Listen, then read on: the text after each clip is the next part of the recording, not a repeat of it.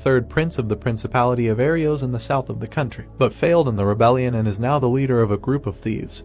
He said that if he conquers this village, he can create a new country of his dreams. The guy smiled and told his comrades to move forward, destroy the village and cut off the head of the lord. The barbarians ran, their leader shouting to burn all the houses. They were met by orcs. Everyone ran and shouted that there were orcs there and there were a lot of them. They needed to retreat. Edith frowned and asked why the orcs were wandering around the village. He replied that he didn't know, they were walking around freely there. The guy frowned and said that it didn't matter. He gave the order for the second block to penetrate the estate through the northern forest. There were elves there. The barbarians looked at them in shock. The elf looked at them with disdain. One of the men stepped on a flower. She loaded her bow and asked if he had mixed something up. The sounds of a fight were coming from the forest. The former prince asked why the elf was frying meat in the village forest. His warrior replied that he didn't know, but it looked delicious. The man roared and said that he couldn't retreat, they had to attack with all their might. They ran to the village. Kuga entered the room and said that a group of armed thieves had come. Greg told him to speak formally or informally.